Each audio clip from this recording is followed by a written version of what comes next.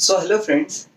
कल हमने हमारा पार्ट 1 पढ़ा था। उसमें हमने पढ़ा था, एक बेल्जियम की स्टोरी पढ़ी थी और हमने श्रीलंका की स्टोरी पढ़ी थी। और उस स्टोरी में हमने ये चीज़ पढ़ी थी कि किस तरह बेल्जियम ने अपना पावर शेयर किया और उन्होंने अपने सारे एथनिक कॉन्फ्लिक्ट्स को ख़त्म किया। वहीं अगर हम श्रीलंका की बात करें तो श्रीलंका ने पावर शेयरिंग नहीं की, जिसकी वजह से उनमें एक सिविल वॉर हुआ। वो सिविल वॉर आज तक उनकी कंट्री में चलता आ रहा है। It's a big trouble for them, right? तो पॉइंट ये आता है कि why power sharing is necessary, why it is desirable for any country. क्यों पावर शेयरिंग जरूरी है? वेल, इसके दो सबसे बड़े रीजन है। One is the prudential reason and another is the moral reason. Prudential reason and moral reason. Generally आपका एक 3 मार्क का क्वेश्चन आता है कि why power sharing is desirable, state reasons. So prudential and moral reason, right? तो सबसे पहले हम स्टार्ट करते हैं prudential reason. Why power sharing is necessary? Power share करने की वजह से the chances of conflicts get reduce. अभी आप एक सिंपल सी चीज समझो, ठीक है? आपके घर में भाई बहन है, ठीक है? आप भाई हो और आपकी बहन है, या दोनों भाई हो। सिर्फ एक ही भाई को सारा पावर दे दिया जाए और दूसरे भाई को कोई पावर नहीं दिया जाए, तो डेफिनेटली क्या होगा? लड़ाई होगी। छोटा वाला क्या बोलेगा कि बड़े वाले को सब वो करने को देते हो, उसको सारा हक है, मेरे पास नहीं है, वगैरह वगैरह वगैरह। You know, this sort of a thing happens. तो वैसे ही हमारी कंट्री के अंदर भी होता है कि अगर हमने किसी को डिप्राइव कर दिया, अगर हमने किसी को पावर नहीं दिया, तो वो कॉन्फ्लिक्ट्स होते हैं हमारी कंट्री में। सो that is the simple thing. अगर पावर दोगे तो ये सारे कॉन्फ्लिक्ट्स खत्म हो जाएंगे, लड़ाई झगड़े कुछ हद तक खत्म हो जाएंगे, ठीक है? It brings in the political instability. अगर आप पावर नहीं देते हो, ठीक है, अगर आप पावर नहीं देते हो, if you don't give the power, तो कंट्री के अंदर एक इंस्टेबिलिटी आ जाती है, एक पॉलिटिकल इंस्टेबिलिटी आ जाती है कंट्री के अंदर, राइट? क्योंकि क्या होता है ना दोस्तों, कॉन्फ्लिक्ट्स हो रहे हैं, लड़ाई झगड़े चल रहे हैं, लड़ाई झगड़े चल रहे हैं, तो कोई भी कंट्री ग्रेट तरीके से ग्रो नहीं कर सकती। Example Pakistan, example Pakistan. अब आप एक चीज सोचो, वहां पे आए दिन इतने कॉन्फ्लिक्ट्स हो रहे हैं, ठीक है? उन कॉन्फ्लिक्ट्स की वजह से आज तक कंट्री के अंदर प्रॉपर डेमोक्रेसी नहीं रह पाई है। कभी वहां पे मिलिट्री रूल आ जाता है, कभी वहां पे डेमोक्रेसी आ जाती है, फिर वापस से मिलिट्री रूल आ जाता है। सो इस तरह से अगर आप, प्रूडेंशियल रीजन ये कहता है कि अगर आपने पावर को ढंग सही तरीके से शेयर नहीं किया, if you don't share the power, it brings in the political instability, ठीक है? राइट? अब इसकी अपन बात करते हैं next. It will bring the better outcome. Power share करने से क्या होगा ना दोस्तों, कि जिनके पास बिल्कुल पावर नहीं था, आज उनको पावर मिल गया, ठीक है? एंड कॉन्फ्लिक्ट्स रिड्यूस हो गए, लोग साथ में मिलजुल के काम करेंगे। जैसे बेल्जियम का अपन एग्जांपल लेते हैं कि फ्रेंच और डच के बीच में लिंग्विस्टिक कॉन्फ्लिक्ट्स थे, बट दोनों को पावर मिल गया तो दोनों खुशी खुशी साथ में रहने लगे, राइट? तो वो हर कंट्री के साथ होता है, वो हर कंट्री का एक फायदा होता है कि अगर वो पावर शेयर कर ले तो वो दोनों साथ में मिलजुल के काम करेंगे, and it will help them to grow better and better, right? So prudential reason 3 जो अपन ने पढ़े कि it reduces the chance of conflict, ठीक है? It brings in the political instability. अगर आप शेयर नहीं करोगे, अगर आप पावर को शेयर नहीं करोगे, तो it brings in the political instability. And third क्या होता है कि अगर आपने इसको शेयर किया है, अगर आपने पावर शेयर किया है, it brings the better outcome for the country. It brings in the better outcome for the outcome, मतलब होता है रिजल्ट, ठीक है? अब हम बात करते हैं मोरल रीजन, नैतिक रीजन, जिनको हम बोलते हैं नैतिक रीजन। तो अब समझते हैं मोरल रीजन क्या कहता है। देखो भाई, हमारी कंट्री क्या है? डेमोक्रेटिक कंट्री है। तो डेमोक्रेसी का जो बेसिक मतलब यही होता है कि आप अलग अलग लोगों को पावर दो, उन पावर को डिसेंट्रलाइज करो, ठीक है? हमारी फेडरल फॉर्म ऑफ गवर्नमेंट है। तो कहीं ना कहीं देखा जाए तो डेमोक्रेसी का मतलब ही यही होता है कि पावर को शेयर किया जाए, बिकॉज हमारे यहाँ पे फेडरल फॉर्म ऑफ गवर्नमेंट है, quasi federal form of government है। तो क्वासी फेडरल में क्या होता है? यूनिटरी और फेडरल फॉर्म ऑफ गवर्नमेंट का मिक्सचर होता है, that is a quasi federal form of government. तो सिंपल सी चीज है, जब आपके पास फेडरल गवर्नमेंट है, मतलब आप लोगों को पावर दे रहे हो, सो that is the spirit of democracy. That is the spirit of democracy, क्योंकि डेमोक्रेसी का बेसिक मतलब ही गाइस यही है कि पावर को शेयर करना, राइट। तो यहाँ पे इन्होंने पावर किया। अच्छा, अब आप इसका एग्जांपल ले सकते हो, आप इसका एग्जांपल ले लेते हैं, अपन समझते हैं कि भाई वुमेन्स को उनके राइट्स देना, ठीक है, शेड्यूल कास्ट शेड्यूल ट्राइब्स को उनके राइट्स देना, so that is the sharing of democracy, that is the sharing of power, तो that is the spirit of democracy, right. फिर आता है it have the right to be consulted on how they have to be governed. अब जैसे कि हमारे पास एक simple सी चीज है, एक हक है, कानूनन हक है freedom of speech and expression का, हमारे पास एक कानूनन हक है freedom of speech and expression का। अभी होता क्या है दोस्तों कि अगर आप लोगों को ये एक तरह का फ्रीडम दे रहे हो, ठीक है, उनको एक फंडामेंटल राइट दे रहे हो, उनको एक थोड़ा सा पावर आ रहा है कि अगर उनको कोई प्रॉब्लम है, अगर उनके साथ कोई इशू है, वो जुडिशरी में जा सकते हैं और अपनी उस प्रॉब्लम को सॉल्व कर सकते हैं, अपनी बात को वो उधर रख सकते हैं। पावर शेयरिंग क्या करता है कि have the right to be consulted on how they have to be governed. इसका मतलब क्या होता है कि आम जनता को ये पता रहेगा, पब्लिक को, ग्रुप्स को ये पता रहेगा कि उनके लिए क्या सही है। अगर उनके पास उनकी फ्रीडम है, वो अपने पावर को यूज कर सकते हैं, ठीक है। अगर उनको लग रहा है डेमोक्रेसी गलत जा रही है, अगर उनको लग रहा है कोई चीज गलत हो रही है, जस्ट बिकॉज उनके पास पावर है, तो वो उस चीज के खिलाफ एक एक्शन ले सकते हैं ताकि वो गलती सुधारी जा सके। So that is the another reason. फिर third other for those who lived with it and who lived without it. इसका मतलब क्या हो गया दोस्तों कि पावर शेयरिंग उनके बीच में होनी चाहिए, एक जिनके पास बहुत ज्यादा पावर है, एक जिनके पास बिल्कुल भी पावर नहीं है।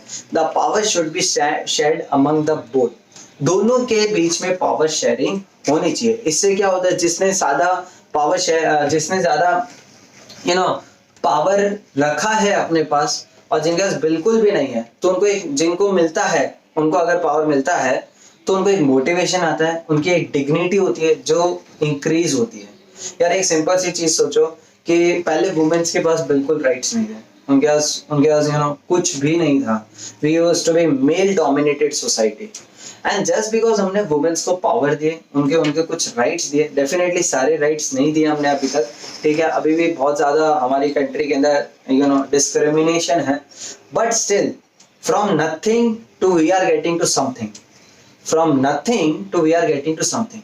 अब आपने उनको पावर दिया है, जिनके पास आज तक पावर नहीं था, they feel dignified, they feel dignity, right. So ये एक रीजन है जिसकी वजह से पावर को शेयर किया जाना चाहिए, राइट।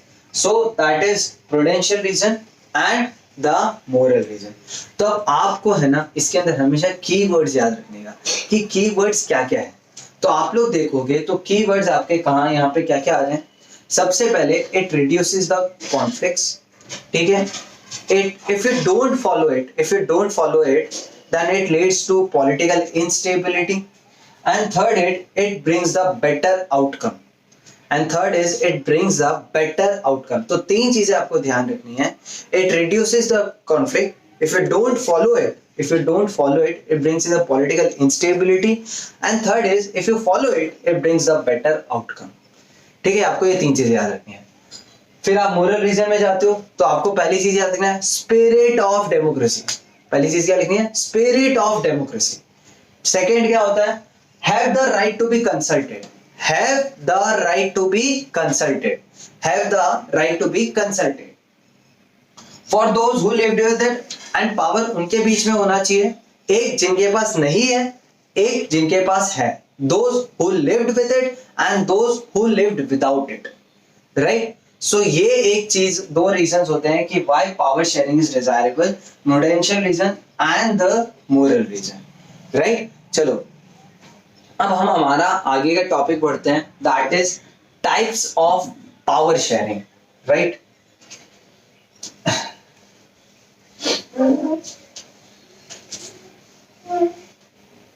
अब हम लोग हमारा नया टॉपिक है, that is types of power sharing, जो हमने स्टार्टिंग ऑफ द चैप्टर एक देखा था कि किस तरह से पावर को शेयर किया जाता है। फर्स्ट पार्ट के अंदर अपन ने देखा था। सो पावर शेयरिंग के टाइप्स क्या क्या हैं। सबसे पहला है vertical distribution of power, second है horizontal distribution of power. Third है पॉलिटिकल पार्टीज। फोर्थ है ग्रुप्स। ठीक है, आप ऊपर नीचे लिख सकते हो, सीक्वेंस चेंज कर सकते हो, कोई फर्क नहीं पड़ता उससे। ठीक है, वर्टिकल मतलब हो गया लेवल्स, वर्टिकल मतलब हो गया लेवल्स। हॉरिजॉन्टल मतलब क्या हो गया, ऑर्गन्स। पार्टीज मतलब क्या हो गया, पॉलिटिकल पार्टीज। एंड ग्रुप्स मतलब हो गया प्रेशर ग्रुप्स। इसका मतलब हो गया पॉलिटिकल पार्टीज। ठीक है, तो अगर आप लोग देखोगे तो वर्टिकल मतलब हो गया लेवल्स ऑफ गवर्नमेंट। वर्टिकल मतलब क्या हो गया, लेवल्स ऑफ गवर्नमेंट। सो हम लोग बात कर रहे थे लेवल्स की। ठीक है, तो गाइस लेवल्स मतलब क्या हो गया कि अब आप एक चीज सोचो, हमारे इंडिया के अंदर मैंने जैसे कि आपको बताया, we have a quasi federal form of government. किस तरह की, quasi federal form of government. ठीक है, अब क्वासी फेडरल मतलब क्या होता है, जहां पे दो से ज्यादा लेवल है पर main power rest in the hand of the central government. हमने पावर दिया है स्टेट गवर्नमेंट को, हमने पावर दिया है लोकल गवर्नमेंट को, पर majority of power central government के पास है। पर हमारे पास दो से ज्यादा लेवल की गवर्नमेंट है, मतलब ये फेडरल भी हो गया and power majorly rest in the hand of the central government, तो वो यूनिटरी भी हो गया। So that is why it is called as quasi federal, right. तो अब हम इंडिया की बात करें, so we have vertical distribution of power. तो आप लोग देखोगे वर्टिकल डिस्ट्रीब्यूशन मतलब क्या हो गया, लोकल गवर्नमेंट, फिर आ गया स्टेट गवर्नमेंट, फिर आ गया सेंट्रल गवर्नमेंट। ठीक है, local government, state government, central government. भाई देखो एकदम सिंपल भाषा में याद करने का तरीका है, एकदम सिंपल भाषा में याद करने का तरीका है। लोकल मतलब क्या हो गया, बेटा। स्टेट मतलब क्या हो गया, बाप। सेंट्रल मतलब क्या हो गया, दादा। याद करने का तरीका, बेटा बाप दादा। ठीक है, लोकल गवर्नमेंट मतलब हो गई पंचायत। ठीक है, लोकल गवर्नमेंट मतलब हो गई पंचायत, हो गई आपके म्युनिसिपल कॉर्पोरेशंस, हो गई, ये सारी लोकल गवर्नमेंट है।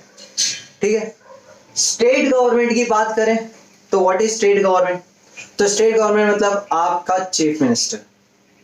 ठीक है, अभी जैसे गुजरात के चीफ मिनिस्टर है विजय रूपानी जी, तो वो स्टेट गवर्नमेंट के हेड हो गए। फिर सेंट्रल गवर्नमेंट हमारे प्रधानमंत्री नरेंद्र मोदी जी, तो वो हो गए हमारे सेंट्रल गवर्नमेंट के अंदर। सो बेसिकली लॉजिकली अगर आप देखो तो हमारे पावर को तीन तरह से डिस्ट्रीब्यूट किया गया है, local government, state government and central government. इनको हमने सब्जेक्ट वाइज डिवाइड किया है, union subject, state subject, union list, state list and concurrent list के अंदर हमने सारे कंट्री के मैटर्स को डिवाइड कर दिया है। और क्या बोला है, यूनियन लिस्ट के मैटर यूनियन गवर्नमेंट संभालेगी, स्टेट लिस्ट के मैटर स्टेट गवर्नमेंट संभालेगी, कॉन्करेंट लिस्ट के मैटर स्टेट और सेंट्रल दोनों संभालेगी। ठीक है, स्टेट और सेंट्रल दोनों संभालेगी। इसके अलावा रेसिड्यूअरी सब्जेक्ट्स भी होते हैं, जो तीनों लिस्ट में नहीं आते, वो सारे मैटर्स जाते हैं रेसिड्यूअरी सब्जेक्ट में। ठीक है, सो that is the vertical distribution of power. आपको अगर समझ नहीं आता कि वर्टिकल हॉरिजॉन्टल में बच्चों को फर्क होता है, नहीं समझ आता है कि भाई क्या है, तो सिंपल सी चीज है, हाथ ऐसे रखो, दिस इज वर्टिकल। तो देखो हाथ खड़े हैं, ऐसे बन जाएंगे आपके, तो this is vertical and this is your horizontal. ठीक है, सिंपल सी चीज है, आपके हाथ ऐसे रख लो, फिर आप ऐसे कर लो, तो this is vertical and this is horizontal. Just a method, tricky. ठीक है, वर्टिकल डिस्ट्रीब्यूशन ऑफ पावर मतलब ऐसे, दैट इज लेवल्स। फिर आता है हॉरिजॉन्टल डिस्ट्रीब्यूशन ऑफ पावर। तो हमने बचपन में पढ़ा था ऑर्गन्स क्या होते हैं, legislative, executive and judiciary. Legislative, executive and judiciary. Legislative कानून बनाने वाला, एग्जीक्यूटिव कानून इंप्लीमेंट करने वाला, जुडिशरी कानून को बचाने वाला। यानी legislative create the law, executive implement the law, judiciary governs the law. ठीक है, ये कानून बनाने वाला, ये कानून को लगाने वाला, इंप्लीमेंट करने वाला, ये उसको गवर्न करने वाला। इसको हम बोलते हैं चेक एंड बैलेंस मेथड। इसको हम क्या बोलते हैं, check and balance method. Check and balance method, क्यों हम चेक एंड बैलेंस मेथड बनाते हैं? क्योंकि देखो दोस्तों, अगर कानून गलत बनेगा, अगर कानून गलत बनता है तो एग्जीक्यूट भी गलत तरीके से होगा, तो जुडिशरी उसको रेक्टिफाई करेगा एंड वापस से लेजिस्लेटिव को बोलेगा कि भाई नया कानून बनाओ, नया अमेंडमेंट लेके आओ, ये पुराने मेथड्स नहीं चलेंगे, दिस इज रॉन्ग। तो देखो क्या हुआ, इन्होंने गलत कानून बनाने या गलती से जुडिशरी ने उसको ठीक किया, चेक किया एंड वापस से उनको बताया and it created a balance. So that is why it is called as check and balance method, समझे? So that is why it is called as check and balance method. तो legislative, executive and judiciary, right. फिर आता है आपका power sharing in the political parties, power sharing into the political parties. अब आपको एक चीज समझने की जरूरत है, पॉलिटिकल पार्टीज को हम पावर शेयर कैसे करते हैं। तो देखो दोस्तों, आपने दो वर्ड सुने हैं, coalition and alliance, coalition and alliance. अब कोएलिशन गवर्नमेंट, अलायंस गवर्नमेंट में डिफरेंस क्या होता है, अपन ये देख लेते हैं कि भाई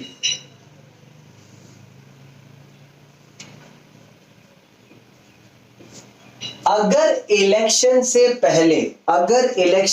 पहले दो या उससे ज्यादा parties they all come together to contest election, it is called alliance.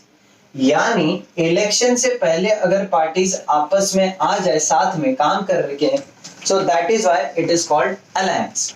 जैसे एनडीए, यूपीए, ठीक है, ये सब नाम है।